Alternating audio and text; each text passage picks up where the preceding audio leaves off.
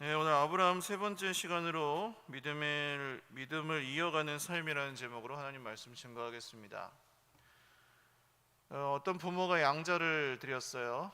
입양이라는 게 정말 가슴으로 낳은 사랑이라고는 하지만 굉장히 정말 위대한 사랑이죠. 이 아이가 어떤 아이인지도 모르고 그 부모가 누군지도 모르고 어떻게 자랄지도 모르는데 받아들여서 자기의 자녀로 삼고 사랑하겠다는 거잖아요. 그런데 막상 이 양자로 들어온 아이가 부모의 마음이나 부모가 어떤 분들인지 이런 것들은 전혀 관심이 없고 그저 부모가 자기에게 뭘 줄 수 있는지, 용돈을 얼마나 주는지, 얼마나 좋은 집에 살게 해주는지 이런 것들에만 관심이 있다면 부모는 아무리 사랑하기 위해서 받아들이긴 했지만 그 자녀와의 관계가 깊어질 수도 없고 자녀가 부모를 사랑하거나 공경하지 않는 것에 대해서 부모는 섭섭하거나 또 마음이 아프겠죠. 그런데 생각보다 인간 세상에서 이런 일들은 많이 일어나고요. 또 심지어는 하나님과의 관계에서도 이런 일들이 종종 일어납니다. 하나님께서 우리를 조건 없이 은혜로 구원하시기 위해서 받아주셨는데 정작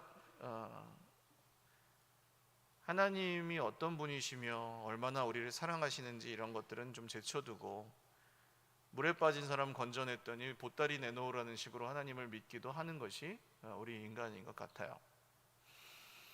이런 문제가 생기는 이유는 믿음에 대한 오해 때문입니다. 믿음이라는 그 개념, 믿음이라는 단어에 대한 오해가 있어요. 기독교의 믿음은 단순히 죽은 다음에 천당에 가는 티켓을 따는 것이 아닙니다. 물론 완성될 하나님의 나라에 대한 약속이 그 안에 포함되어 있지만 내가 천당 갈 것을 믿기 때문에 나는 구원을 받는다. 이거 하나만 붙잡고 이 험한 세상을 살아가기에는 사실 그 끈이 너무 약할 뿐더러 여러 가지 오해나 함정들을 피할 수 없기 때문이에요. 그래서 우리는 성경에 하나님께서 부르셔서 그 부르심을 따라갔던 우리 믿음의 선배들 중에 오늘 이 아브라함을 통해 그렇다면 우리가 그냥 죽은 다음에 천당 티켓을 따는 것이 우리의 믿음의 목적이 아니라면 더 풍성한 그 믿음의 의미는 어떤 것인지, 그리고 그 믿음이 한 번 믿고 끝나는 게 아니라 그 믿음을 계속해서 이어가야 하는 게 우리의 여정이라면 그런 것은 어떻게 구체적으로 우리가 이어가야 하는지 오늘 말씀을 통해서 좀 나누려고 합니다. 믿음을 이어가는 삶은 첫 번째로 하나님께 응답하는 삶입니다. 하나님께 응답하는 삶입니다. 하나님을 믿는 많은 분들이 기도합니다. 내가 원하는 것을 달라고 기도하고 도와달라고 기도하고 기도하면서 하나님이 응답해 주시기를 구하죠. 그건 당연한 겁니다. 내가 말을 걸었으면 그 말에 대답을 해주기를 바라는 것이 당연한 거죠. 누군가 대화할 때. 근데 하나님이 묵묵부답이신 것처럼 느껴져서 실망하고 기도하기를 좀 포기하고 하나님께 별로 기대하지 않고 이런 경험도 해보셨을지 모르겠어요. 아브라함도 그런 사람 중에 한 명입니다. 하나님께서 아들을 주신다고 약속하셨는데 몇 번이나 거듭해서 약속하셨는데 아직 아들을 주시지 않았어요. 그리고 지난주에 우리 말씀 나누었던 조카 롯, 정말 아들처럼 데리고 다니던 롯과 헤어진 후에 아브라함이 좀 실망감 가운데 있을 때 하나님께서 나타나셔서 또 약속해 주셨는데 이 롯이 좋은 땅으로 갔잖아요. 좋은 땅으로 간 바람에 그러니까 안 좋은 땅이면은 사람들이 탐내지 않는데 좋은 땅으로 가다 보니까 각국의 왕들이 거기서 전쟁을 일으키는 바람에 이 롯이 그 전쟁에 휘말려 들어가게 됩니다. 포로로 잡혀가 버렸어요. 그래서 아브라함이 그것을 모른 척할 수 없어서 집에서 기른 이 사병들을 318명의 그 사병들을 데리고 쫓아가서 그 전쟁에 끼어들어서 자기 조카를 구해옵니다. 대단하죠. 하나님께서 이를테면 그냥 동네 동네 저 순찰하는 사람들이 뭐 미국하고 싸워가지고 이기는 뭐 이런 수준의 승리를 하게 해주신 거예요. 기적과 같은 일이었는데 아브라함의 마음에 두려움이 찾아옵니다. 왜냐하면 그 미국하고 싸우면 어떻게 되겠어요? 동네 순찰대가 한 번은 이길 수 있을지 모르지만 사실 그 다음에 계속해서 이긴다는 보장이 없잖아요. 왕들이 이것 봐라, 이 아브라함이 지가 뭐라고 지금 이 왕들의 국가 간의 전쟁에 끼어들어가지고 이렇게 싸워서 이기고 전리품을 가져가고 그래? 이렇게 아마 경계를 했겠죠. 학자들 중에는 14장과 15장의 내용이 관련이 없다고 보는 학자도 있긴 한데 15장 1절에 이후에라고 나오는 걸 보면 아마도 이 아브라함이 이 왕들과의 전쟁 후에 굉장히 두려움 가운데 있을 때 아마 하나님께서 나타나셔서 말씀하신 것 같습니다. 그럴 가능성이 높아요. 그리고 아브라함에게 하신 말씀은 두려워하지 말아라. 그리고 나는 너의 방패고 나는 너의 지극히 큰 상급이다. 하나님이 내가 너의 상이다. 그렇죠? 아까 그 양자를 드린 부모님에게 그 부모 없이 살아가던 그 아이에게 부모가 생긴다는 건 어떤 의미입니까? 의식주가 그냥 공급된다는 걸 의미하지 않죠. 그거는 나라에서도 고아원에 가도 다 줘요. 근데 부모가 생긴다는 건 뭡니까? 없던 나의 보호자가, 없던 나의 인생의 선생님이, 없던 나의 아버지 어머니가 생긴다는 뜻이에요. 그러니까 하나님이 아브라함에게 내가 너의 상급이야 하는 건 그런 의미입니다. 너는 혼자가 아니고 내가 너를 지켜줄 것이고 내가 너와 함께 있는 것 자체가 복이야, 그런 뜻이죠. 아브라함이 두려워할 때마다 하나님께서 나타나십니다. 사람에게 배신당했을 때, 위기에 처했을 때, 이렇게 큰 두려움에 빠졌을 때, 그때마다 하나님이 나타나세요. 여러분, 우리의 삶에도 그 고통은 하나님의 메가폰이다, 이런 말이 있거든요. 우리 삶에 고통이 있으면 그때 하나님이 가장 가까이에서 외치고 계시는 줄을 믿으시기를 바라요. 그때 귀를 기울이는 거죠. 우리는 그때 목사님 힘들어 죽겠는데, 힘들어 죽겠어서 하나님께 나아가야 되는 때인 거예요. 힘들어서 하나님을 버릴 때가 아니고 해결책이 없으니까 하나님께 매달려야 되는 때인 거죠. 고통의 때는 그렇습니다. 자, 그런데 여기서 좀 특이한 모습이 나타나는데, 그 전까지는 하나님께서 말씀하셨을 때 아브라함이 대답을 안 합니다. 대답을 하는 장면이 하나도 안 나옵니다. 근데 오늘은 하나님이 이렇게 말씀하시니까 아브라함이 2절에 아브라함이 이르되, 아브라함이 하나님께 대답하기 시작합니다.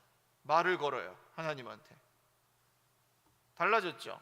이런 걸 성경에서 좀 주의 깊게 보셔야 됩니다. 하나님이 아브라함에게 이전에는 말씀하시고 아브라함이 그걸 긴가민가 하면서 따라가다가 안 따라가다가 이런 장면만 나오다가 하나님이 말씀하시니까 아브라함이 대답하는 장면. 이게 왜 중요하냐면 이게 신앙의 성장인 거예요. 처음에는 몰라요. 처음에는 잘 몰라요. 하나님이 어떤 분이신지 잘 모르니까 그냥 말씀하신 말씀 하나보다, 안 들어주시면 안 들어주나 보다, 그러고 그냥 적당히 추상적으로 생각을 하던 사람이 하나님과의 관계가 깊어지면 질수록 이제 하나님이 말씀하시면 그거에 내가 대답하기도 하고 질문하기도 하고 이거는 좋아요, 이건 싫어요, 이렇게 얘기하기도 하고 그렇게 하나님과의 의사소통이 시작이 되는 거죠. 이게 굉장히 중요합니다. 왜냐하면 하나님께 기도해서 응답을 받는 것은 굉장히 다들 중요하게 생각하시거든요. 모든 성도들이. 근데 하나님의 말씀에 정작 내가 응답하는 것은 그건 그냥 해도 되고 안 해도 되고 이렇게 생각하시는 분들이 많아요. 하나님에게는 응답을 요구하면서 하나님이 말씀하시는데 내가 어떻게 응답해야 될지에 대해서는 별 고민이 없는 거죠. 그러니까 불공평하게 하나님을 대하고 있는 것입니다. 여러분, 하나님이 내가 기도했는데 응답하지 않으시면 삐지잖아요. 하나님한테 감정이 좀 안 좋아지잖아요. 근데 하나님이 말씀하실 때 응답하십니까? 이걸 우리가 생각을 해봐야 된다는 것이죠. 아유, 하나님이 하나님이시고 나는 부족한 인간인데 하나님이 그래도 더 나으시니까 하나님은 응답하셔도 나는 응답 안 해도 되죠, 이렇게 생각하십니까? 만약에 부부가 결혼을 했는데 한쪽에서만 그냥 일방적으로 계속 잘해주고 마음을 알아줘야 되고 다 맞춰줘야 되고 전부 그 사람한테 다 맞춰주고 그러면 뭐 행복하다고 느낄 수 있는데, 그걸 줘야 되는 그 배우자 입장에서 어떻게 느낄까요? 점점 피폐해질 수밖에 없어요. 왜냐하면 사랑하기 때문에 주는 건 맞는데 그걸 그냥 당연히 여기고 이용하고 내가 어떤 마음으로 하는지 어떤 상황에서 하는지는 전혀 관심도 없고, 이렇다면 그 부부관계는 온전할 수가 없겠죠. 하나님과의 관계도 그래서 마찬가지입니다. 하나님이 주실 수 없어서가 아니고 하나님이 주시기 싫어서도 아니고, 하나님이 뭘 주시느냐 보다 더 중요한 것은 하나님과 우리가 하나님이 우리에게 응답하시듯 우리도 하나님께 응답하고 있느냐가 믿음의 굉장히 중요한 한 부분이라는 거예요. 그 응답은 늘 긍정적이어야 할 필요는 없습니다. 옆에 있는 사람과 대화하듯이 좋은 얘기를 할 때도 있고 안 좋은 얘기를 할 때도 있는 건데, 중요한 것은 무시하지 않고 살아계신 분으로 대하는 거예요. 하나님과의 인격적인 관계라는 말을 많이 들어보셨죠? 근데 전부 이게 무슨 헛개비 잡는 얘기라고 생각하시더라고요. 하나님과의 인격적인 관계는 성경에 적혀있는 하나님의 말씀을 통해서 우리가 생각하고, 하나님 이렇게 말씀하시는데 제가 이렇게 해야 되겠네요 라고 또 생각하고 행동하고, 이런 것들을 말합니다. 예를 들어서 우리는 이번에 그 이뮨찬인가 피아니스트가 있잖아요. 그 피아니스트가 베토벤의 곡을 연주를 하잖아요. 그러면 그 피아니스트가 베토벤의 곡을 막 연주를 하면서 그 당시 베토벤이 그 곡을 쓰면서 느꼈을 감정 같은 것을 연주하면서 막 느끼겠죠. 이것도 인격적인 만남인 거예요. 베토벤을 만난 적은 없지만 그 베토벤이 그 어떤 느낌으로 어떤 감정으로 곡을 썼을지를 그 곡을 치면서 경험을 하니까 베토벤이 그때 마음이 이랬겠구나, 이런 걸 잘 살려내는 사람이 훌륭한 연주자인 거죠. 마찬가지입니다. 할아버지를 만난 적이 없는데 할아버지의 일기장을 발견해서 할아버지 이때 이렇게 사셨구나, 그 읽다 보면은 할아버지가 어떤 분이신지 알게 되는 거죠. 어머니의 일기장을 발견했어요. 어머니가 돌아가신 후에 일기장을 발견했는데 생전에는 어머니의 속마음을 몰랐는데 일기장을 보니까 이렇게 나를 사랑하셨구나, 이렇게 알게 되는 거예요. 이게 인격적인 만남일 수 있는 겁니다. 그런데 하나님은 돌아가셔서 만나지 못하는 분이 아니라 지금도 살아계셔서 우리에게 말씀하시는 분이시라는 게 다른 거예요. 그래서 하나님이 우리에게 말씀하시면 우리가 응답하는 것, 질문하셔도 되고 불평하셔도 돼요. 사람에게 하지 말고 하나님께 하셔야 돼요. 불평을 하나님이 없는 것처럼 하나님을 욕하는 불평 말고, 하나님 이건 왜 그렇습니까? 이렇게 여쭤보는 건 괜찮다고요. 아브라함이 오늘 그런 약간 불평 섞인 질문을 하죠. 하나님 저에게 무엇을 주시려고 합니까? 전 자식이 없는데요. 하나님이 자식을 준다 그래 놓고 지금 안 주고 있는 상황이니까 아브라함 입장에서는 두려운 거죠. 이제 내가 죽으면 내 가족들은 어떻게 될까? 내 아내는 어떻게 될까? 이 딸린 식솔들이나 재산들은 어떻게 될까? 고대 시대다 보니까 무리를 이끌던 족장이 죽으면은 그 이후에 어떤 일들이 일어날지 모르는 거죠. 그래서 불안해하는 거예요. 그래서 자기 아들처럼 데리고 다니던 롯이 떠났을 때 아브라함이 실망할 수밖에 없었고, 지금은 그냥 종 중에 한 명, 다메섹 사람 엘리에셀이라는 종을 자기 상속자로 그냥 잠정적으로 여기고 있는 그런 상황이었습니다. 자, 그랬더니 하나님이 뭐라고 하십니까? 자, 보세요. 아브라함이 응답하니까, 아브라함이 물어보니까 하나님이 어떻게 하십니까? 대답하시죠. 뭐라고 하십니까?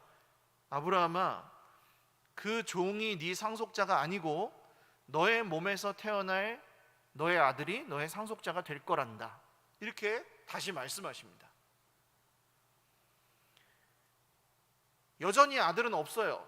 그렇지만 아브라함이 물어보니까 하나님이 대답은 해주시잖아요. 할렐루야. 이게 왜 중요합니까? 여러분, 세상에는 소망이 없어요. 확실한 소망도 없고 확실한 약속도 없고 다 잘 될 거야 그렇게 얘기하지만 안 되는 것도 많고. 근데 하나님은 어떠십니까? 하나님이 말씀하신 것은 다 이루어집니다. 이게 다른 거예요. 하나님을 믿는 사람들에게 이게 다른 거예요. 세상에서 실패해도 우리가 소망을 가질 수 있는 이유는 하나님이 말씀하신 것은 다 이루시기 때문입니다. 그래서 우리는 하나님께 여쭤볼 수도 있고 하나님께 우리의 상한 마음을 말씀을 드릴 수도 있고 하나님 이게 필요해요 이렇게 얘기할 수도 있고 할 수 있는 거예요. 근데 그걸 얼마나 정확하게 하느냐 이런 게 문제가 아니고 하나님이 말씀하시면 우리가 응답하는 그 인격적인 대화와 소통의 관계를 하나님과 갖는 것이 믿음의 아주 중요한 한 요소라는 것입니다. 두 번째로 이 믿음을 이어가는 삶은 하나님을 알아가는 삶을 뜻합니다. 하나님을 알아가는 삶. 그러니까 내가 구원의 확신이 있어 없어? 나는 내가 죽으면 천국 가는 것을 믿기 때문에 구원의 확신이 있습니다. 왜 천국 가? 내가 예수님을 믿는다는 것을 확신하기 때문에 내가 천국을 갑니다. 이런 식으로 이제 구원 받았는지를 확인하는 게 한동안 한국 교회 안에서 구원의 확신에 대한 개념이었는데요. 그러고 끝입니까? 오늘 밤에 죽어도 난 천당 갈 자신이 있으니까 이제 졸업이다. 믿음 졸업. 나머지 그냥 교회 다니고 성경 읽고 기도하고 전도하고 봉사하고 헌금하고 이런 건 그냥 좀 해도 되고 안 해도 되고 이런 걸까요? 그렇지 않겠죠. 아니 그것뿐이라면 죽기 직전에 믿는 게 제일 이득이죠. 내 맘대로 살다가 천당 갈 정도 믿음만 딱 가지고 그냥 가는 게 그게 수지 맞는 장사예요. 왜 힘들게 교회 다니면서 시간 쓰고 돈 쓰고 사람 만나면서 힘들고 그렇게 할 필요가 없잖아요. 그러니까 믿음의 전부가 아니라는 거죠. 그게. 그렇다면 우리의 믿음은 어떻게 이해하셔야 되냐면 두 사람이 결혼을 하잖아요. 결혼을 할 때 물론 연애도 하고 이 사람이 참 결혼할 만하다 이렇게 확신해가지고 결혼을 그래도 하긴 하지만 그래도 살아보면 또 다르죠.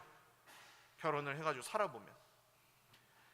근데 결혼 초반에 부부가 서로 문제가 생기고 갈등이 생기는 이유는 무엇일까요? 남편이 아내를, 아내가 남편을 다 몰라요. 몰라서 이해를 못하는 거예요. 나랑 다른 사람이니까. 근데 거기서 이제 계속 모른다고 생각해보세요. 계속 몰라요. 관심도 없고 모르고 그냥 예를 들어서 돈 얼마 벌어오는지 살림을 잘하는지 애를 키우는지 말든지 이런 것만 서로에게 그냥 요구하고 그거 못하면 꾸짖고 이런 관계로 부부 생활을 하면 행복할 수가 없겠죠. 그럼 이게 좋아지려면 어떻게 해야 될까요? 알아야죠. 서로 알아야 되는 겁니다. 저 사람이 왜 저렇게 행동할까? 저 사람이 저렇게 말하는 건 왜 저렇게 말할까? 그래서 말하는 걸 이제 그런 것들 대화를 통해서 이해하면은 그 다음부터는 어떻게 되죠? 저 사람이 저래서 저렇게 행동하는구나. 그래서 그렇게 하는구나 하면서 이해가 가면 이런 갈등들은 점점 줄어들고. 잘 보세요 여러분. 결혼이라는 게 얼마나 신기하냐면 연애를 몇 년을 했든 뭘 믿고 결혼을 합니까? 그 사람이 누군 줄 알고 결혼을 해요. 결혼할 때 언약밖에 없죠. 언약. 말로 하는 약속. 내가 저 사람을 사랑하겠습니까? 그러면 이제 예 하고. 너는 이 사람을 사랑하겠습니까? 그럼 예 하고. 이게 언약이죠. 그걸 믿고 결혼을 하는 거예요. 이거 신기하지 않으세요? 세상에서 사기 안 당하려고 그렇게 몸부림을 치면서 사는 사람들이 결혼은 뭘 믿고 그렇게 쉽게 하는 말이에요. 쉽게만 하진 않지만. 그러니까 이 결혼이란 관계는 굉장히 신비한 겁니다. 그 말로 한 약속, 내가 널 사랑하겠다는 말로 한 약속만 믿고 하는 거잖아요. 근데 하나님과의 관계도 비슷한 면이 있어요. 아브라함이 하나님 그러면은 이 땅을 뭐 이렇게 자손을 주시고 이 땅을 주신다는 걸 제가 뭘 가지고 알 수 있겠습니까? 했더니 하나님이 재물을 좀 가져와라 그러세요. 뭐 3년 된 소와 양과 뭐 이렇게 가져와라. 아브라함이 가져옵니다. 가져왔는데 뭐예요? 어쩌라고? 아무것도 안 일어났어요. 새가 그냥 와서 막 그 재물을 쪼아 먹으려고 그러니까 아브라함이 에이 저리 가 하고 호이호이 하고, 아브라함은 그냥 거기서 이렇게 기다립니다. 근데 밤중이 되니까 또 아브라함의 마음에 막 두려움이, 깊은 그 두려움이 찾아왔어요. 아이씨 망했다, 큰일 났다, 내 인생이 어떻게 하냐, 여기 차라리 그냥 고향에 있을 걸, 별 생각을 다 했겠죠. 근데 그때 하나님께서 그 재물 가운데 불이 지나가게 하시면서 다시 말씀하시기 시작합니다. 아브라함아, 이렇게 될 거야. 내가 그 약속을 지켜줄 거야.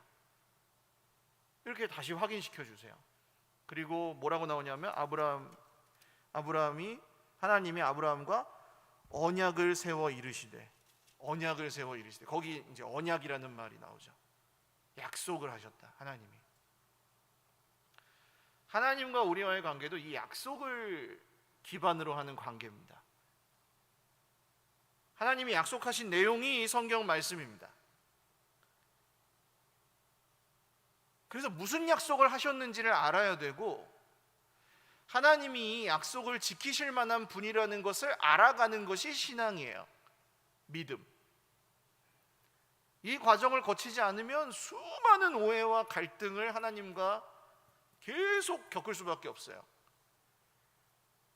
그러니까 믿는다고 말해서 내가 천당 티켓 땄다고 끝나는 게 아니고, 하나님을 알아가는 것이, 신혼 부부가 서로를 알아가면서 이해하면서 성장하는 것과 비슷한 과정을 겪는다는 거예요.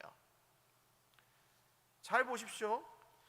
그렇게 가족이 된 남남이 처음에는 네가 잘했냐, 내가 못했냐, 뭐 누가 더 억울하냐, 뭐 이렇게 막 그런 문제로 갈등을 겪다가 10년, 20년, 30년 이렇게 살다 보면 어떻게 될까요? 어떻게 되는지 경험하신 분들, 우리 선배님들은 아시죠? 이 사람이 나에게 아무것도 안 해줘도 이 사람 내 가족이라서 내가 이 사람을 온전히 사랑해요. 그 증거가 뭡니까? 이 사람이 아프면 집을 팔아요. 내가 집을 팔아서라도 이 사람 고쳐요. 죽으면 안 되니까. 그게 어떻게 가능해지냐는 거예요. 그냥 그 작은 약속으로부터 시작해서 그 둘의 관계가 깊어지는 과정을 거쳐서 거기까지 가는 거죠. 처음에는 그 정도는 아니거든요, 사랑이. 그러니까 우리의 믿음도 하나님과의 관계도 비슷해요. 하나님을 알자, 힘써 여호와를 알자, 이런 말씀이 있잖아요. 하나님을 알다라는 이 동사는 부부간에 서로 안다, 이런 뜻을 갖고 있습니다. 내밀하고 은밀한 데까지 다 안다. 그러니까 하나님을 알아가는 것도 그런 과정이 있다는 거예요. 아브라함은 하나님을 어떻게 알아가죠? 처음에는 몰라요. 다시 말씀드리지만 믿음의 조상이라도 처음에 내가 믿습니다, 그래 합격, 그리고 졸업한 게 아닙니다. 주저 하면서 이게 가야 되나 말아야 되나 이러면서 막 고민하던 아브라함에게 하나님이 하나하나 보여주시죠. 왜 내가 너의 상급인지, 왜 두려워하지 않아도 되는지, 왜 내가 너를 불렀는지, 이렇게 하나하나 보여주십니다. 그걸 보면서 따라가는 거예요. 그게 알아가는 겁니다. 이분이 정말 믿을 만한 분인지, 이분이 정말 나를 사랑하는지 알아가는 것이 믿음인 거예요. 근데 어떤 분들은 내가 정해놔요. 하나님이 이렇게 안 해주시면 하나님 날 사랑하는 거 아니야, 이렇게 해주지 않으면 나는 안 할 거야. 하나님 알아갈 수 없죠. 벌써 내가 정해놨으니까 그만큼만 할 거라고. 다시 결혼관계로 돌아가서 내가 요만큼만 사랑할 거야, 저 사람이 이렇게 안 해주면 난 사랑 안 할 거야. 300만 원 벌어오기로 했는데 200만 원 벌어오면 나는 사랑 안 할 거야. 이런 부부관계는 행복할 수가 없잖아요. 하나님과의 관계에서도 내가 그 선을 정해놓지 않고 하나님을 알아가고 이해하고 하나님의 마음이 어떤지, 하나님이 어떤 분이신지를 경험해가는 것이 또한 우리가 믿음을 이어가는 삶의 아주 중요한 요소가 됩니다. 마지막 세 번째로, 믿음을 이어가는 삶은 하나님을 신뢰하는 삶을 뜻합니다. 하나님을 신뢰하는 삶입니다. 저는 이상한 현상을 발견했는데, 하나님을 믿는다고 말하는 분들 중에 하나님을 신뢰하지 않는 분들이 많다는 것을 경험했습니다. 믿는다고 말은 하지만 신뢰하지 않아요. 믿는다랑 신뢰한다는 말은 똑같은 말인데도 그걸 구분해서 쓰시더라고요.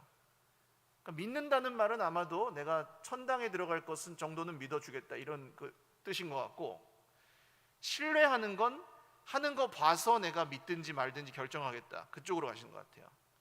하나님이 어떻게 하는지 봐서, 그러니까 형편 좋을 때 믿는 건 안 어렵다 그랬죠. 그거 신뢰하는 거죠. 하나님 나한테 잘해주니까 내가 믿는다, 이게 신뢰하는 거죠. 근데 하나님이 내가 원하는 걸 안 주니까 난 신뢰를 못 하겠다, 이러면 이제 내가 정해놓은 거죠, 그거를.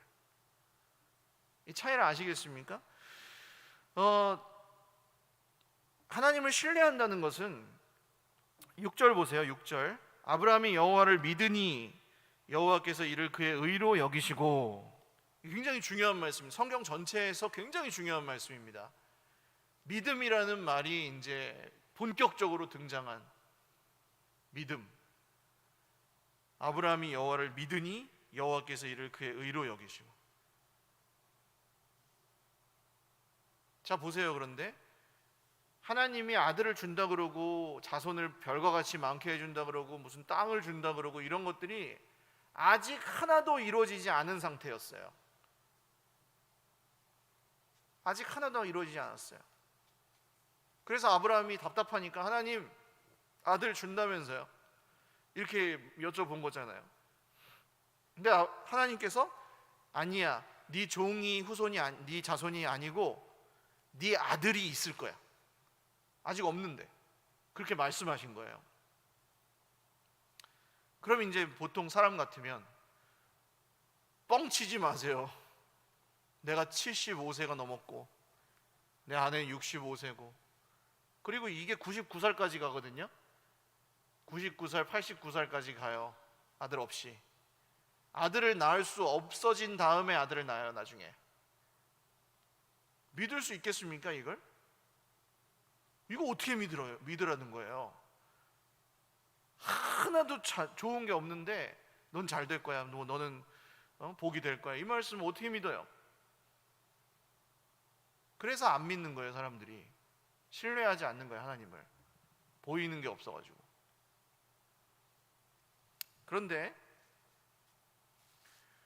만약에 뭐 누구로 하면은 좀 이해가 빠르시니까, 이재용 회장님 있잖아요, 삼성의 이재용 회장님을 개인적으로 아는 사이라고 좀 생각을 해보세요.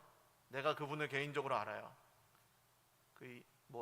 제가 뭐 형님이라고 부르는 분이라고 생각해 보세요. 그렇지 않지만 그러면 좋겠네요. 자, 이재용 회장님한테 형님 저 식사나 한번 하시죠. 그래 병기야, 그래 같이 밥이나 한번 먹자. 그래가지고 이재용 회장님은 밥을 제가 먹는데, 야, 요새 사는 게 어떠냐? 요즘 좀 힘들어요. 그랬더니 이제 그 이재용 형님이, 야 힘들어?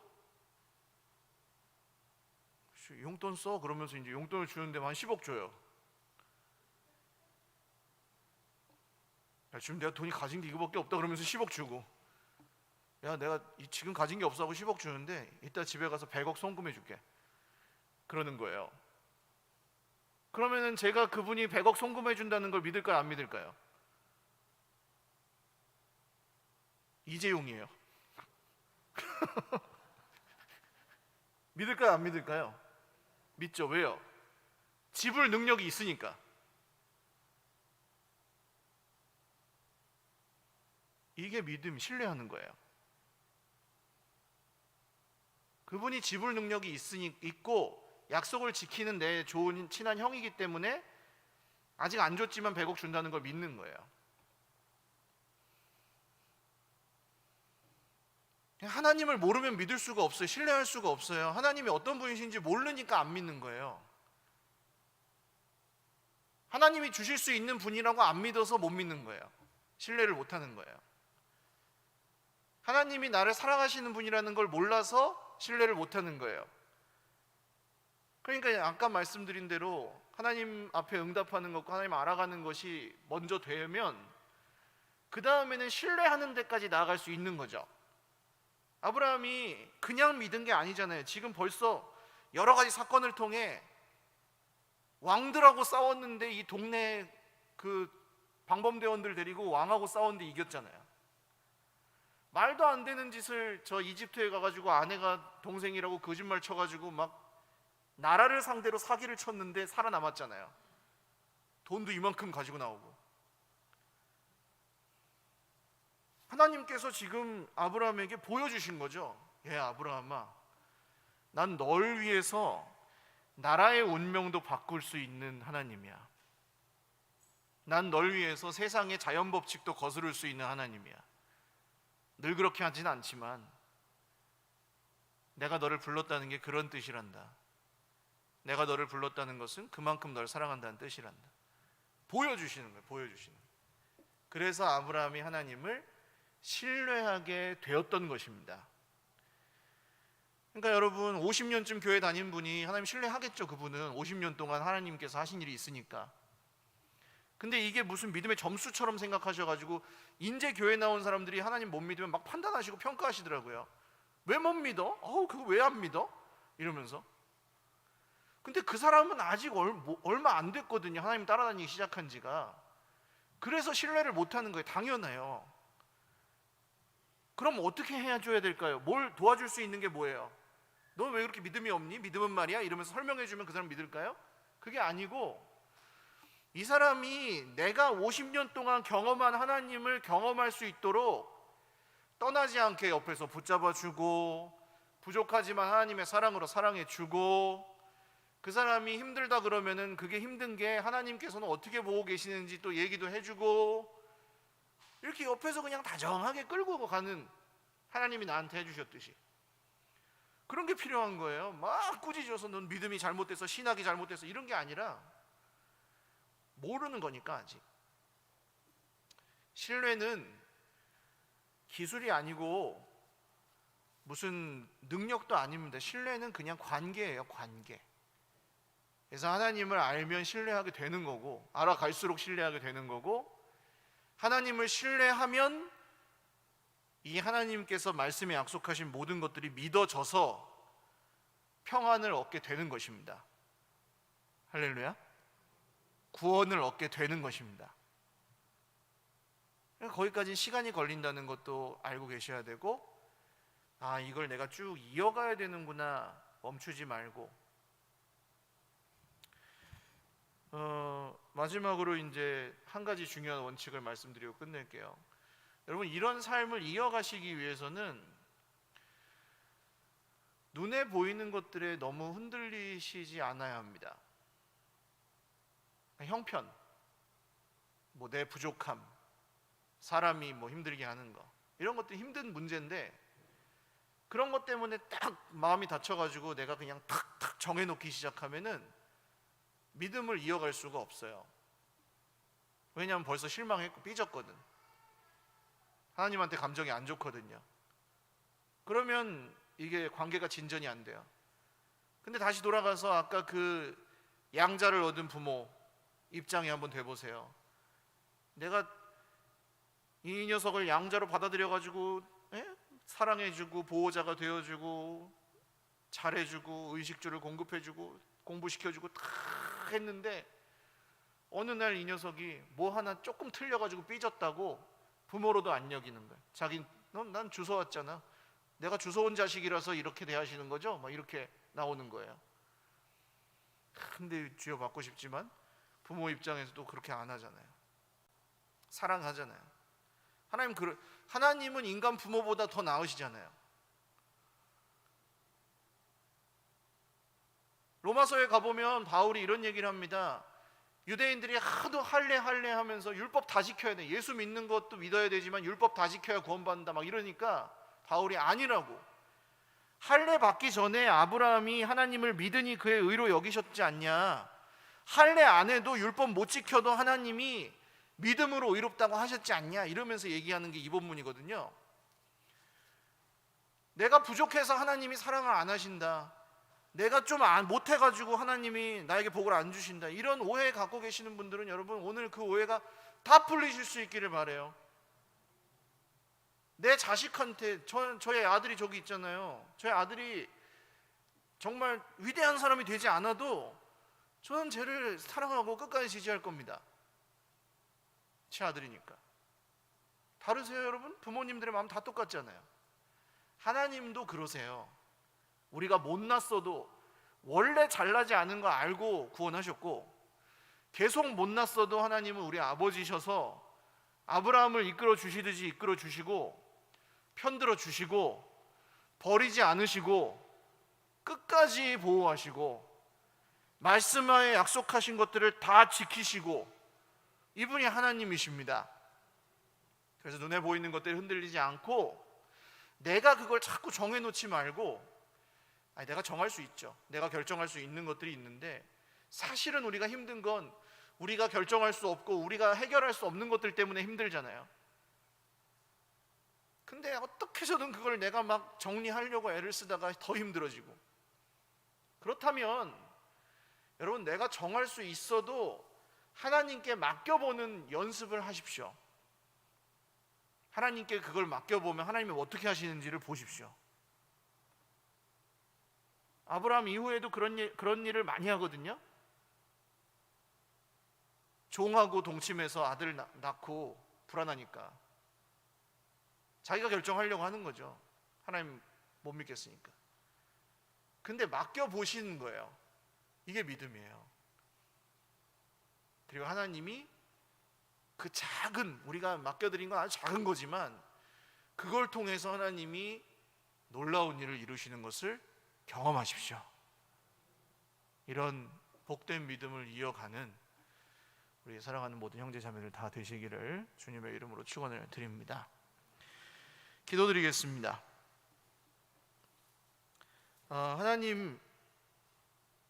하나님께 응답을 요구하는 것만이 아니라 하나님 말씀하시면 우리도 응답할 수 있다는 거, 응답해야 된다는 거.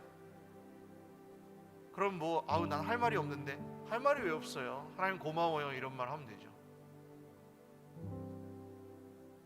하나님을 알아가는, 내가 하나님을 잘 모르는데 하나님 잘 모르시면 알아가시면 돼요. 설교를 들으셔도 되고 기도를 하셔도 되고 책을 보셔도 되고 성경을 읽으셔도 되고 읽기 어려우시면 들으셔도 되고. 근데 멈추지 않는 거. 집에 있는 내 남편이, 내 아내가 내가 전혀 그 사람에게 관심도 주지 않고 사랑도 주지 않으면 힘들 거 아니에요. 천지를 지으신 하나님도 우리가 하나님께 관심을 갖고 사랑하기를 원하시는데, 하나님을 알아가는 것, 그리고 하나님께 그 지불 능력이 있다는 것을 믿는 것, 약속을 지키실 능력이 있다는 것을 믿는 것, 신뢰하는 겁니다. 십자가에서 이미 다 보여주셨습니다. 아들의 생명을 주셨는데 뭘 더 못 주시겠습니까? 하나님, 제가 이 믿음을 이어가겠습니다. 하나님께 응답하고 알아가고 신뢰하는 그런 삶을 잘 이어가겠습니다. 결단하며 우리 하나님께 함께 기도드리겠습니다. 하나님 아버지,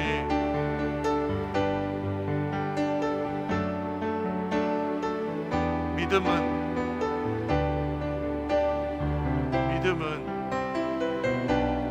눈에 보이는 것들로 일희일비하지 않고 약속하신 하나님이 어떤 분이신지, 말씀하신 하나님이 어떤 분이신지 신뢰하고 알아가고, 말씀하시면 응답하고 그러면서 따라가는 여정인 줄을 이제 깨닫습니다. 하나님, 오늘 주의 백성들의 여정에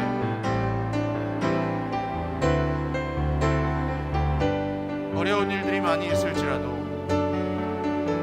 그럴 때마다 말씀하시고 그럴 때마다 지켜주시고 인도하여 주시는 하나님을 신뢰하며 의지하며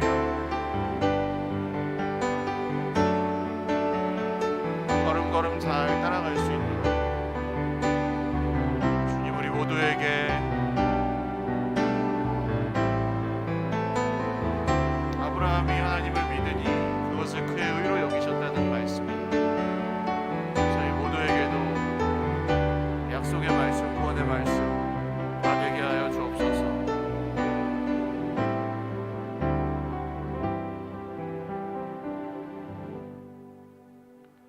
살아계신 하나님 아버지, 감사합니다. 우리가 결정할 수 있는 것들을, 우리가 정리할 수 있는 것들조차도 살아계신 하나님을 신뢰하며 맡겨드리겠습니다.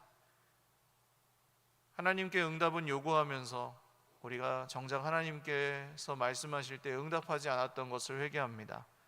주님 말씀하시면 반응하고 질문하고 응답하고 좋고 싫음을 표현하고 그렇게 하나님을 살아계신 분으로 믿고 따라가겠습니다.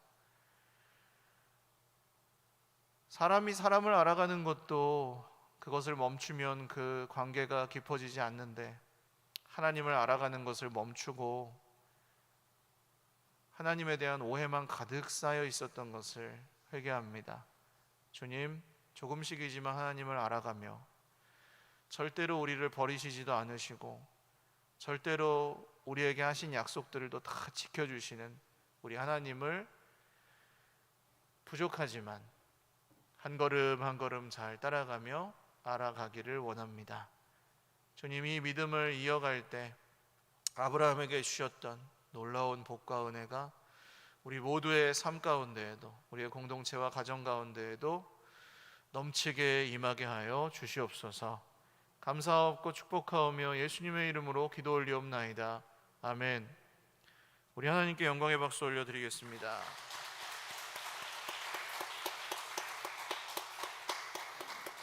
축도하고 예배 마치겠습니다. 이제는 우리 구주 예수 그리스도의 무한하신 은혜와 하나님 아버지의 신실하신 사랑과 성령님의 교통하심이 오늘 믿음을 이어가는 삶을 살기를 결단하는 주의 백성들 머리 위에와 가정과 자녀 손들 머리 위에와 이 위대한 믿음의 유산을 함께 이어가는 공동체 주님의 몸된 서일교회 위에 영원토록 함께 있을지어다. 아멘.